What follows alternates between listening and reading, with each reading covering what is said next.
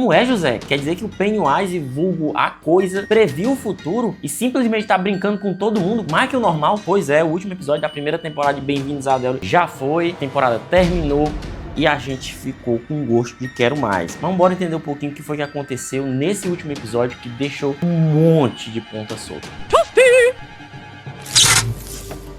Muito boa noite, senhoras e senhores, moças e rapazes, meninas e meninos. Pois é, terminou, acabou-se o que era doce, acabou a primeira temporada do que eu considero a melhor série de terror do ano, talvez a melhor série de terror dos últimos anos. Eu acho, inclusive, que ela supera Stranger Things e, tipo assim, não supera pouco, não. Supera muito, coloca ali no chinelo mesmo, porque Stranger Things meio que deu uma cansada, né? A gente sabe que Stranger Things é excelente, né? Uma série, inclusive, muito inspirada em It, muito inspirada na obra do Stephen King como um todo, né? Mas principalmente nesse livro aqui. E a temporada terminou com um episódio simplesmente sensacional. Foi melhor do que o penúltimo? Foi melhor do que o sétimo?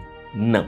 Eu acho que não foi, mas chegou bem pertinho. Porque não poderia ter sido melhor o final da primeira temporada. Porque para você que não assistiu ainda o último episódio e está caindo nesse vídeo aqui, obviamente você quer um spoiler, né? Então eu vou lhe conceder este spoiler. Eu vou tentar explicar pelo menos o que eu entendi, né, do que a série quer passar. Esse vídeo aqui não é roteirizado, então eu vou falar o que der na telha. Mas tem muita coisa foda, mas tem muita coisa massa desse último episódio. Primeiro que finalmente, né, o clube dos otários ali dessa série, dessa primeira temporada, eles conseguem derrotar a coisa, eles conseguem derrotar o Pennywise, eles conseguem colocar de novo ali a estaca, né, no local correto. Inclusive por isso que o nome do episódio é Brasas na Neve, né, porque tá tudo ali congelado e aí eles colocam o pilar novamente, né, que ele tá brilhando ali como se fosse uma brasa. E aí, depois de muito sofrimento, né, eles conseguem atingir o objetivo, né, de derrotar a coisa. E o mais massa é ali que eles conseguem derrotar o Pennywise com a ajuda do Rich, que morreu no último episódio. Se você também não saber disso, aí é putaria. Obviamente que eles não veem o Rich ajudando eles, mas eles sentem, né? Só quem conseguiu ver isso, quem conseguiu enxergar isso, foi o Halloran, né? Que é o iluminado da série. Mas o doido desse episódio, massa desse episódio, não é nem a questão deles terem derrotado a coisa, eles interromperem o ciclo, né? De novo, não é nem isso. É a quantidade de ligações e explicações que eles dão dessa história para todo o universo, até para o universo do Stephen King. Esse livro aqui ele tem umas 1000 páginas. Então, assim, ele detalha muita coisa de vários ciclos da coisa. Muita coisa do ciclo da coisa. Ele fala aqui sobre o ciclo de 1908, que no livro é 1906, né? Eles fazem uma adaptação. Falam sobre o outro ciclo da década de 30 e o ciclo das crianças, o ciclo dos filmes que a gente conhece. Porém, a série explora isso de uma maneira muito massa. Porque muita gente se perguntou o porquê que a série vai ser dessa forma. A gente sabe que a série vai ser ciclo de 1963, aí termina a primeira temporada, a segunda temporada vai ser ciclo de 1935 e 1908, que é quando surgiu ali o Pennywise, né? Através do Bob Gray. E aí a galera se pergunta por que a série vai ser dessa forma, por que a série tem que ir voltando no tempo. E agora a gente descobriu. No último episódio a gente descobriu. E a gente pode, na verdade, a gente pode teorizar o porquê, mas tá muito na cara. O Pennywise, ele não previu o futuro nesse episódio. Só para recapitular, ele encontra ali a Marge, né? Tem um momento que ele encontra a Marge e ele fala para ela que ela vai crescer, ela vai se casar, vai ter um filho e vai homenagear o Rich. Vai colocar o nome do filho dela de Rich, né? Em homenagem ao Rich, né? Que foi o primeiro amor dela que se sacrificou para salvar a vida dela. E esse Rich, filho da Marge, é o Rich dos filmes de It, a coisa. E aí é massa porque a gente já faz uma certa ligação, até na aparência, os dois usam óculos, aquele jeito todo, né? É muito massa o jeito que a série faz essa ligação com os personagens. E aí o Pennywise fala isso pra ela, diz que ela vai ter um filho, que ele vai colocar o nome dela de Rich, e que esse menino ele vai ser um dos responsáveis pela morte da coisa. Ele diz, ó, você vai crescer, você vai se casar, você vai ter filho, colocar o nome dele de Rich, e esse menino vai ser responsável pela minha morte. E aí a gente ficou com aquela sensação, meu Deus, ele previu o futuro, ele sabe o que é que vai acontecer. Não, ele não previu o futuro. Nesse livro aqui, a descrição da coisa, né, ela já determina que a coisa ela já existia antes mesmo da criação do universo. É uma entidade que ela é atemporal. Então, assim, o tempo para ela não funciona da mesma forma como pra gente.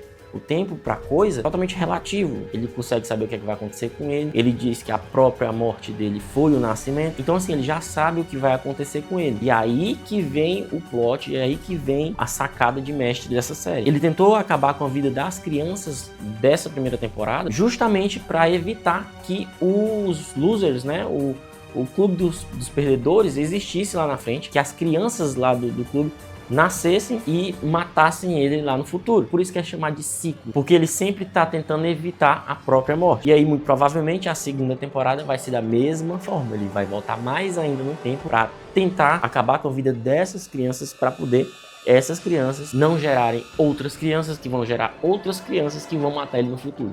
Entendeu? É basicamente isso. Então, assim, ele não prevê o futuro. Ele sabe o que vai acontecer em todas as épocas. Outra coisa massa que a série mostra pra gente, e é aquilo que a gente já suspeitava, a veinha maluca lá do segundo filme de It, a Coisa, é a Ingrid, a filha do Bob Gray, que termina a temporada internada lá no manicômio. Mais um cuidado aqui nessa parte, porque a velha que aparece ali no filme, né, no filme 2, pra assombrar a Beverly, não é de fato a filha do Bob Gray. Ali é uma personificação dela. Porque o que é que acontece? A série mostra pra gente que ela foi internada lá no manicômio, e aí se passam 27 anos, obviamente, e mostra ali 1988, que é onde se passa o primeiro filme. Ela tá bem velhinha já lá, exatamente aquela mesma imagem que a gente vê no filme, no segundo filme, e ela escuta ali os gritos lá dentro do manicômio, e quando ela vai ver, os gritos são da Beverly criança, ao se deparar com a mãe dela que cometeu suicídio, né, que tirou a própria vida. E aí isso é muito massa, porque a gente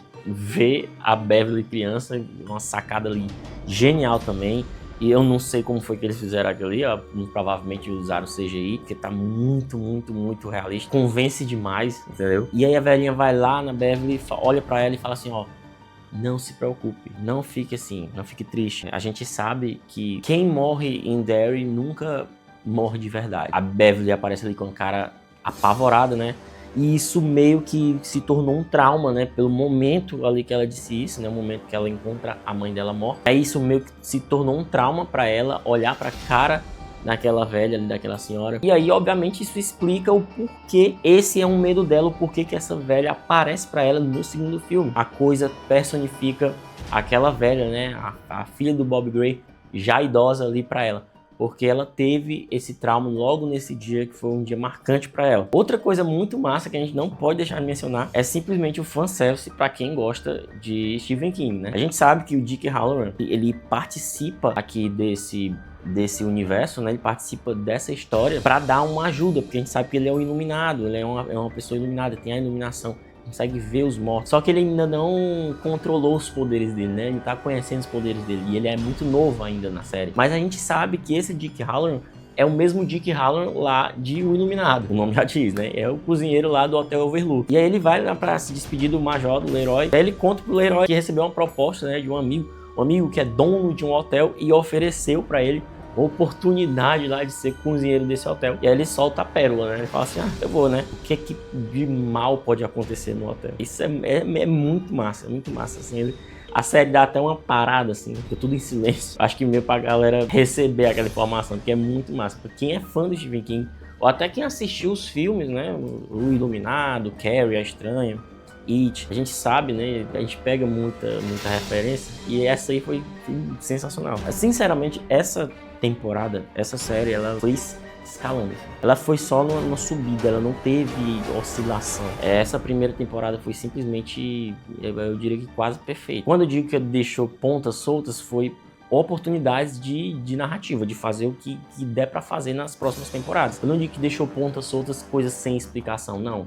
Eles explicaram muita coisa. No enterro do Rich, os pais dele lá estão chorando lá, e aí o Dick olha assim pra eles, chega lá perto dele, e ele vê o Rich com a mão nos ombros dos pais, e ele senta lá do lado e fala, ó, essa mão que vocês estão sentindo no ombro de vocês, é o filho de vocês, tá aí sentado lá de vocês. Essa cena é muito forte, é muito massa. A narrativa dessa série é um negócio espetacular, o roteiro dessa série é muito bem feito. Eu não sei qual foi o orçamento dessa série, mas foi um orçamento absurdo, porque a qualidade de filme, mesmo qualidade de cinema, a HBO acertou demais. O elenco tá sensacional, todo mundo Eu já segui todo mundo no Instagram, todos os atores, já segui todos. Essa série foi sensacional, simplesmente eu acho que superou Stranger Things. Me desculpa aí aos fãs do Stranger Things, mas realmente Bem-vindos a Derry é um negócio bem mais profundo, a história é muito melhor, até porque é uma história mais antiga, né, do que Stranger Things. O livro é de 1986. Essa história é muito antiga. Muita coisa do Stranger Things, como eu falei, é inspirada em... A série acertou demais. Eu acho que ela poderia até concorrer, né, a alguns prêmios. Mas não é série de terror, né? A gente sabe que o terror ele é muito bem reconhecido, né, nessa questão de prêmios. Mas ela poderia. Então, assim, a série foi muito boa. Tô com muita expectativa para a próxima temporada. Mas eu acho que só deve sair uma próxima temporada aí daqui a um ano, 2 anos. Eu acho que não vai sair tão cedo. Até porque é bom para produzir. A série requer um tempo e para produzir uma temporada de qualidade, eu acho que já devem estar com tudo na cabeça. Talvez até umas coisas já gravadas, né? Acho que eles já devem ter fechado todas as ideias ali, concluído as ideias para deixar tudo amarradinho ali para as últimas 2 temporadas. Então, assim, a expectativa tá muito grande. Esse final não poderia ter sido melhor. A gente tem um apego ali pelos personagens, já senti falta, mas valeu demais. Me diz aí o que é que tu achou dessa série. Me diz aí o que é que tu achou dessa temporada, desses últimos capítulos, principalmente, né? Inscreve no canal, óbvio, se chegou aqui de paraquedas não tá inscrito, né? É bom se inscrever para poder continuar acompanhando os vídeos. E muito obrigado por ficar até aqui. Até a próxima. Tchau.